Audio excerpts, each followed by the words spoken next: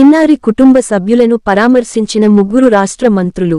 హోంమంత్రి అనిత, మైనార్టీ శాఖ మంత్రి ఫరూక్, రాష్ట్ర రవాణా శాఖ, యువజన క్రీడలు శాఖ మంత్రి రాంప్రసాద్ రెడ్డి పుంగనూరులో చిన్నారి కుటుంబ సభ్యులను పరామర్శించారు. మంత్రులు ఏర్పాటు చేసిన విలేకరుల సమావేశంలో మాట్లాడుతూ, మృతి చెందిన 6 ఏళ్ల బాలిక ఆస్పియా తండ్రి అజ్మతుల్లాతో మాట్లాడిన సీఎం చంద్రబాబు, చిన్నారిని చంపిన నిందితులను అరెస్టు చేయాలని ఆదేశాలు. ఇలాంటి ఘటనలు మరొకరికి జరగకుండా చూడాలని సీఎం చంద్రబాబును కోరిన అజ్మతుల్లా.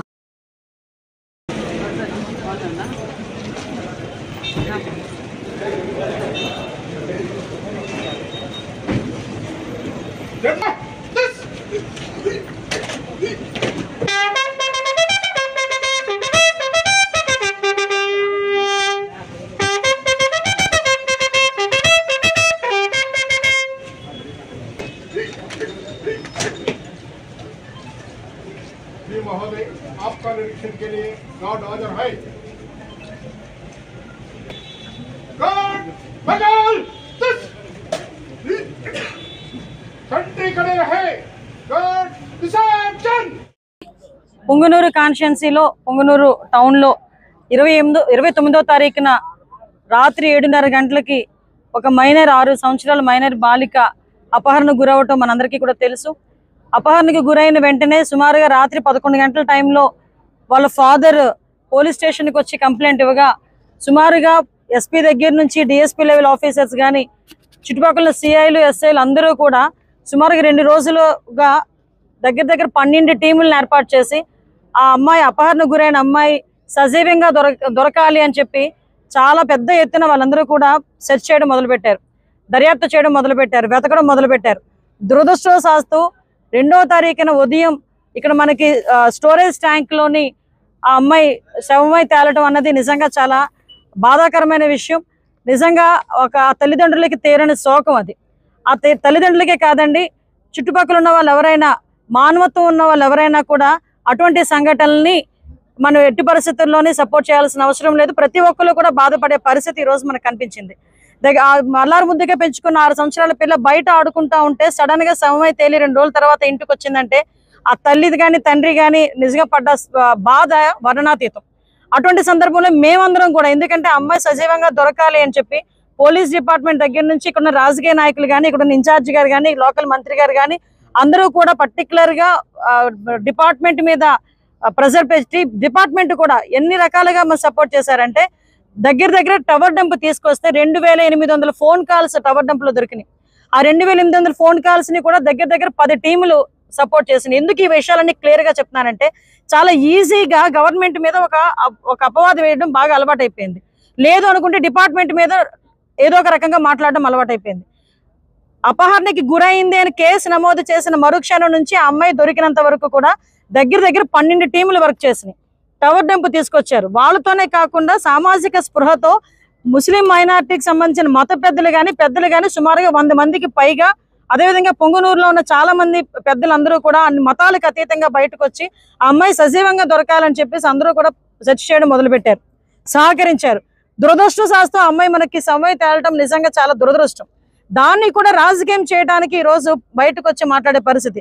ఆ అమ్మాయి దొరికిన తర్వాత నుంచి నేను కంటిన్యూస్ గా ఎస్పీ గారితో మాట్లాడటం, అఫీషియల్ గా మన సీఎంఓ ఆఫీస్ నుంచి కూడా మాట్లాడటం, మంత్రి గారు కానీ, ఇక్కడ లోకల్ ఇన్ఛార్జ్ గారు కానీ, ఫరూక్ గారు కానీ అందరూ కూడా కంటిన్యూగా ఏమైంది, ఎంతవరకు వచ్చింది నిందితులను పట్టుకోవడం అంటే ఆ రోజునే ఇంచుమించుగా ఒక 5-6 తీసుకొచ్చి వాళ్ళందరినీ కూడా దర్యాప్తు చేసి ఈ రోజు ఒక 3 అరెస్టు చూపించే పరిస్థితి ఈ రోజు వచ్చాం. ఎందుకంటే ఇది ఒక మైనార్టీకి సంబంధించిన ఇష్యూ, ముస్లిం మైనార్టీకి సంబంధించిన ఇష్యూ, చాలా సెన్సిటివ్ గా ఉండే ఇష్యూ. ఆ సెన్సిటివ్ గా ఉండే ఇష్యూని కూడా వితిన్ డేస్ లోని ఛేదించి ఈ రోజు ఎవరైతే నిందితులు ఉన్నారో వాళ్ళందరినీ కూడా 3 అరెస్టు చూపించి ఈ రోజు ఆ అమ్మాయికి న్యాయం జరిగేలా ఈ రోజు పోలీస్ డిపార్ట్మెంట్ కానీ గవర్నమెంట్ కానీ ముందుకు వస్తా ఉంటే దాన్ని కూడా రాజకీయం చేయడానికి ఈ రోజు వైఎస్ఆర్సీపీ నాయకులు బయటకు వచ్చి వాళ్ళ గురించి మాట్లాడే పరిస్థితి. ఏమంటే ఒక ఆడపిల్లని మామూలుగా అత్యాచారం జరిగిందంటేనే బయటకు వస్తే ఒక మగపిల్లాడు ఏడిపించాడంటేనే ఇంటికి వెళ్ళి అమ్మాయి చెప్పుకోవడానికి కూడా సిగ్గుపడుతుంది, బాధపడుతుంది. ఆ విషయాన్ని బహిర్గతంగా చెప్పడానికి కూడా చాలా మంది కుటుంబాల వాళ్ళు బయటకు రారు.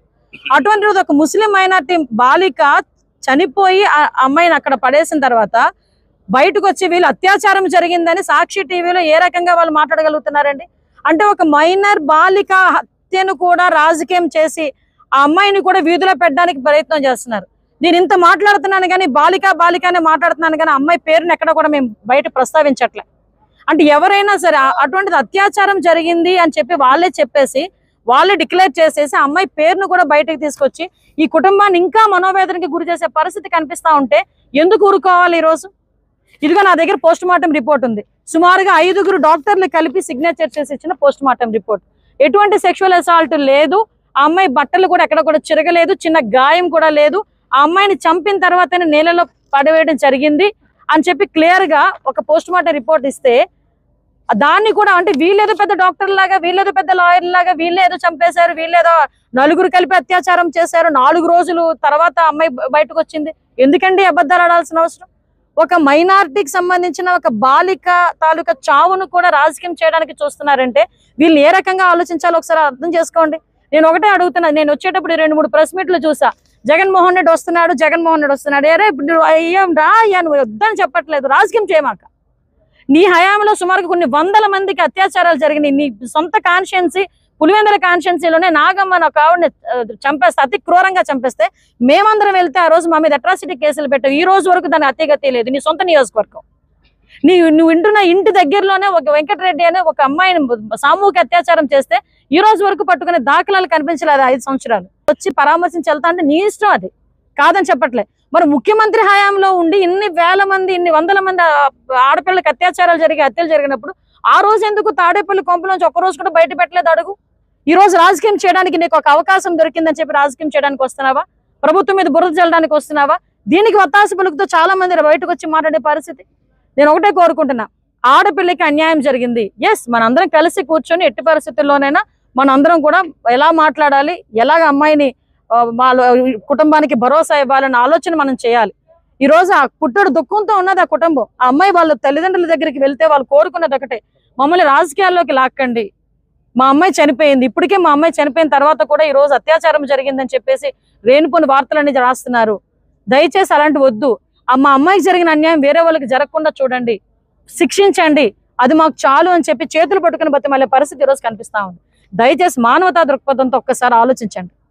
మనం చేస్తున్న పని ఏంటో అన్నది ఒక్కసారి ఆలోచించండి.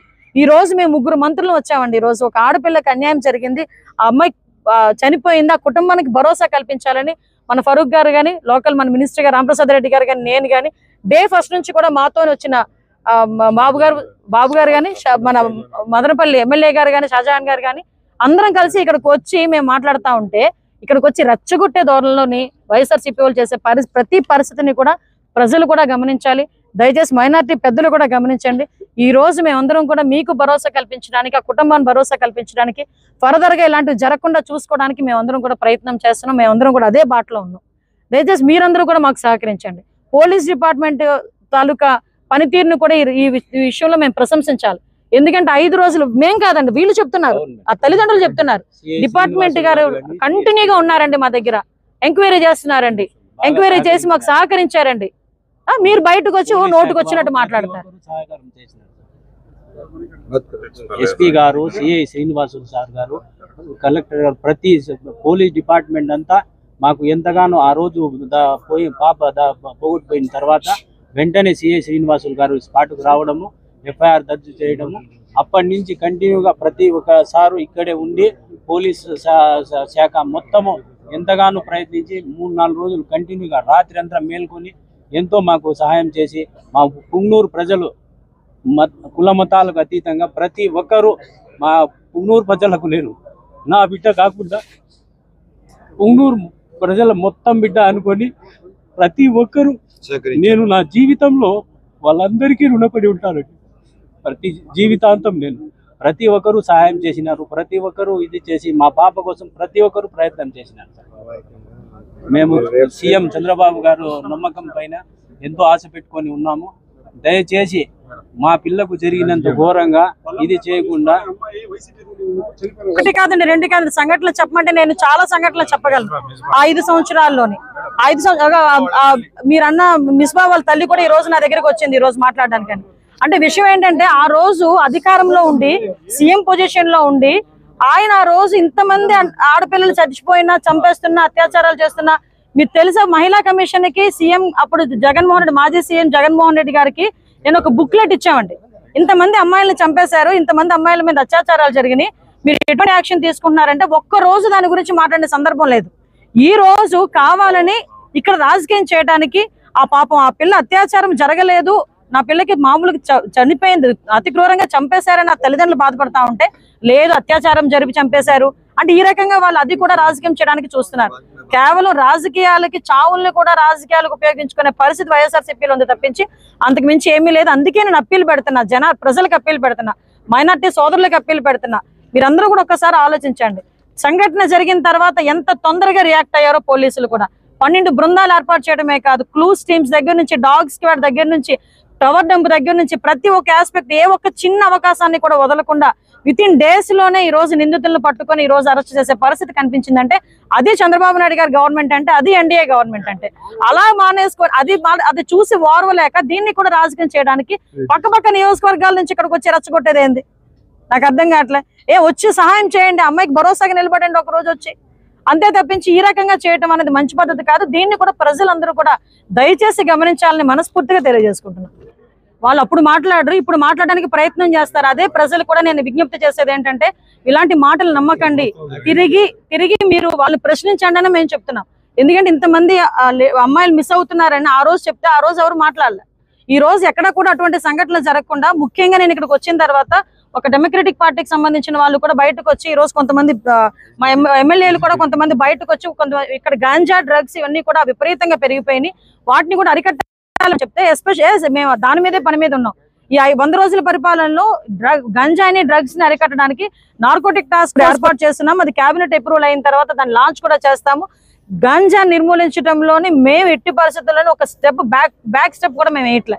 అట్ ద సేమ్ టైం గంజాలు ఎక్కడైనా సరఫరా జరిగినా, గంజాలు యూజ్ చేసినా కూడా ఇమీడియట్ గా యాక్షన్ తీసుకోండి అని ప్రతి డిపార్ట్మెంట్ వాళ్ళ పోలీస్ డిపార్ట్మెంట్ వాళ్ళకి ఆదేశాలు కూడా ఇవ్వడం జరిగింది. అటువంటి సంఘటనలు ఏమైనా కనిపించినా దయచేసి ప్రజలు కూడా పోలీస్ డిపార్ట్మెంట్ వాళ్ళకి సహకరించాల్సిందిగా కోరుకుంటున్నాను. ఈ రోజు ఈ సంఘటన చాలా దురదృష్టకరం. ఎందుకంటే ముక్కుపచ్చలాడిని పసిబిడ్డను దారుణంగా హత్య చేశారు. ముఖ్యంగా మేము ఒకటే కోరుకుంటున్నాం, సమాజంలో ఏ అన్యం పుణ్యం తెలియని పసిబిడ్డలను ఎవరు ఇలాంటి దాడులకు పాల్పడకూడదు. ముఖ్యంగా ఈ ప్రభుత్వం అయితే రాబోయే కాలంలో చిన్న పిల్లల పట్ల వివక్ష చూపిస్తే తప్పకుండా చర్యలు అయితే తీసుకుంటాం. ముఖ్యంగా ఈ సంఘటన జరిగిన తర్వాత మా ప్రభుత్వంలో ముఖ్యమంత్రి గారి ఆదేశాల మేరకు ఈరోజు ఇక్కడికి రావడం జరిగింది. ముఖ్యంగా ఆ కుటుంబానికి అయితేనే మిగతా వాళ్ళకి మేము ఒకటే భరోసా ఇస్తున్నాం, గత ప్రభుత్వాల్లాగా కాకుండా ఈ ప్రభుత్వాల్లో ఇలాంటి చర్యలకు ఎవరైనా పాటుపడితే కఠినమైన చర్యలు అయితే తీసుకుంటాం. ముఖ్యంగా ఎవరు దీని రాజకీయ కోణంలో మాత్రం చూడొద్దండి. ఎందుకంటే ఒక చిన్న బిడ్డ చనిపోయినది, ఆ పేరు రివీల్ చేసేదానికి కూడా మా ప్రభుత్వం ఇష్టపడలేదు. దీన్ని వైసీపీ వాళ్ళు వాళ్ళ ఛానళ్లలో పేరుతో సహా చెప్పడం, అలాగే అత్యాచారం జరిగిపోయినట్టు ప్రతిపక్షాల మీద కాకుండా ఇప్పుడు ఎవరైతే రూలింగ్లో ఉన్నామో మా మీద ఏదైనా అభాండారాలు వేసేదానికి ఇలాంటి కార్యక్రమాలు చేపడుతున్నారు. వాళ్ళకు కూడా మేము అప్పీల్ చేస్తున్నాం, మీ ఇంట్లో మీ బిడ్డలకి ఇలా జరిగితే మీరు చేస్తారని అడుగుతున్నాం. గత 5 సంవత్సరాలు మీరు అధికారంలోకి ఉన్నారు, మీరు అధికారంలో ఉన్నప్పుడు ఇలాంటి సంఘటనలు 100లు వేలుగా జరిగినాయి. ఇంకొకటి చెప్తున్నాం, ఇక్కడ ఎవరైతే స్థానిక శాసనసభ్యులు ఉన్నారో, ఎంపీ ఉన్నాడు, వాళ్ళ చిన్న ఆయన ఎమ్మెల్యేగా ఉన్నాడు, వాళ్ళకు కూడా ఒకటే అప్పీల్ చేస్తున్నాం మీరు ఇలాంటి సంఘటనలు ఎప్పుడు రాజకీయ పరంగా చూడొద్దండి. మీకు వీలైనంత సాయం చేసేటంటే ఆ కుటుంబానికి మీ చేయూత ఇవ్వండి. అలాగే ప్రభుత్వం తరఫున మేము ఒకటే చెప్తున్నాం, ఇప్పుడు మా సీఎం గారు కూడా లైన్లోకి వస్తున్నారు మాట్లాడేదానికి. ఆ కుటుంబంతో తప్పకుండా రాబోయే కాలంలో ఇలాంటి చర్యలు చేపట్టేదానికి ముందుకెళ్తాం. సార్ నమస్తే సార్. సార్ నేను రాంప్రసాద్ రెడ్డి మాట్లాడుతున్నా సార్. స్పీకర్ ఆన్ చేశాను సార్. ఇక్కడ అనిత గారు అలాగే ఫారూక్ గారు ఇన్ఛార్జ్ గారు అందరూ ఉన్నాం సార్. ఇక్కడ ఘటనలో ప్రెస్ మీట్ ఉన్నాం సార్. ప్రెస్ అంతా మా ముందర ఉన్నారు. ఆ పాప ఇంటికి వచ్చాం, వాళ్ళ పేరెంట్స్ ని కన్సోల్ చేశాం సార్. ఒక్కసారి వాళ్ళ ఫాదర్ తో మాట్లాడండి సార్ ప్లీజ్ సార్. నమస్తే సార్. నేను పాప ఫాదర్ని సార్. అవును సార్, ఇది చాలా బాధాకరమైన విషయం సార్. చిన్నపిల్ల ఇంటి ముందర ఆడుకుంటా ఉంటే ఈ మాదిరి జరిగింది సార్. మీ మీద మీకు తెలిసినంత వరకు ఇన్ఫర్మేషన్ ఏంటి నాకు ఒకసారి ఎక్స్ప్లెయిన్ చేయండి. మీకు తెలిసినంత వరకు సార్, ఇంటి ముందర ఆడుకుంటా ఉంటే 7:30 గంటలకు సాయంత్రం పూట ఆదివారం రోజు కనిపించకుండా అయిపోయింది సార్ మా పాప. తర్వాత పోలీసు టీములు వచ్చినారు, సిఐ శ్రీనివాసు సార్ వచ్చి, ఎస్పీ సారు అంతా స్పందించి రిపోర్ట్ తీసుకున్నారు. డే అండ్ నైట్ 3 days ఇక్కడే ఉండి పాప కోసము అంతా ప్రయత్నం చేసినారు సార్. కాకపోతే పాప 3వ రోజు 2వ తేదీ నాడు సమ్మర్ ట్యాంక్ స్టోరేజ్ లో శవమై దొరికింది సార్ మాకు. తర్వాత పోలీస్ శాఖ వారు పోస్ట్ మార్టం పోయి ఎస్పీ సారు ఆ రోజు నాకు హామీ ఇచ్చినారు సార్.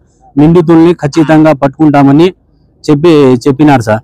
హామీ ఇచ్చినారు, పట్టుకున్నారని ఈ రోజు టీవీలో అంతా తెలియజేసినారు సార్. మీ గవర్నమెంట్ మీద మీ మీద నమ్మకం ఉంది సార్ మాకు. వాళ్ళని ఎట్టి పరిస్థితుల్లోనూ కఠినంగా శిక్షించాలి సార్. మరియు ఇంకో మాదిరి ఈ చిన్న పిల్లల గురించి ఎవరైనా తాకాలంటే భయపడాల సార్. ఆ విధంగా కఠినంగా శిక్షిస్తే తప్ప ప్రజల మధ్యలో జరగల సార్. ఇది వాళ్ళకి ఈ మాదిరి చేస్తే ఇంకో పిల్లల్ని ఎవరిని కూడా తాకకుండా ఉంటారు సార్. అవసరమైతే ఏం చేయాలో అన్ని చేద్దామని తప్పకుండా చేయాలి. దుర్మార్గులు వీళ్ళు, ఇలాంటి ఘోరాలు చేసే వాళ్ళని ఎట్టి పరిస్థితుల్లో ఉపేక్షించకూడదు. అవును సార్. ఏం చేయాలో చేసి చూపిద్దాం. కానీ ఏంటి కారణం ఏంటి, ఏమన్నా ఉన్నాయా మీ దగ్గర నుంచి? వాళ్ళకి ఏంటి, ఎందుకు మరి చేశారు ఏమో తెలియదు సార్. ఆడుకుంటా ఉంటే అన్ఎక్స్పెక్టెడ్ గా అదే తీసుకొని వెళ్ళిపోయినారు సార్.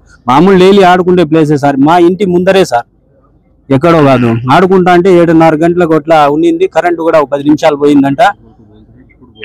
ఇట్లా జరిగింది సార్. రిపోర్ట్స్ కూడా వచ్చినాయి. మా పాపకు ఏమి ఎక్కడ టచ్ చేసినట్లు కానీ ఏమి అత్యాచారం చేసినట్లు అట్లంతా ఏమీ లేదు సార్. అక్కడే మా పోస్ట్ మార్టం దగ్గరే చెప్పినారు, అట్లంతా మీ పాపకు ఏమి టచ్ చేయలేదు. కాకపోతే మెయిన్ రిపోర్ట్స్ వచ్చిన తర్వాత మేము మీకు అందజేస్తామని ఎస్పీ సారు చెప్పినారు సార్. అదే మనం పట్టుకున్నాము, మనోడు కూడా చెప్పారు నాకు, పట్టుకున్నాం అని చెప్పారు, యాక్షన్ తీసుకున్నారు, అవన్నీ ఉన్నాయి. మీకేమైనా సందేహం ఉందా మీ వర్షన్ లో? చెప్పినాం సార్, అన్ని డీటెయిల్స్ అన్ని పోలీస్ శాఖకు అందజేసినాం సార్. మా తరఫున డీటెయిల్స్, డౌట్లు ఉండే వాళ్ళ ప్రతి ఒక్కరి ఫోన్ నెంబర్లు, డీటెయిల్స్ అన్ని ఇచ్చినాం సార్. మన తరపు నుంచి గట్టిగా అన్ని ఇస్తే దానిపైన ఏం చేయాలో లాజికల్ గా తీసుకుపోదాం. ఇచ్చినాం సార్, ప్రతి ఒక్కటి ఇచ్చినాము. సిఐ శ్రీనివాసులు సారు బాగా ప్రయత్నం చేసినారు. మా వెంటే ఉండి 24 గంటలు సహకారం అందించి ఎస్పీ సారు, డిఎస్పీ సార్లు, ప్రతి ఒక్క పోలీస్ శాఖ మాత్రము ప్రతి ఒక్కరూ ఫుల్ గా రెస్పాండ్ అయ్యి బాగా ఇది చేసినారు సార్. బాబన్న గారు ఇక్కడే వచ్చి రావడము, మాట్లాడడము, పోవడము అంతా చేసినారు సార్. ఇప్పుడు అందుకనే ఇక్కడ కూడా మన మంత్రులు కూడా వస్తే అవును వచ్చినారు సార్. ఇక్కడ అవును సార్, ఇంకోసారి ఇట్లాంటి పనులు చేయాలంటే భయం ఉండాలి సార్. ఆ విధంగా శిక్షించాల మీరు. డెఫినెట్ గా శిక్షిస్తామా, క్వశ్చన్ లేదు, కాంప్రమైజ్ ఉండదు.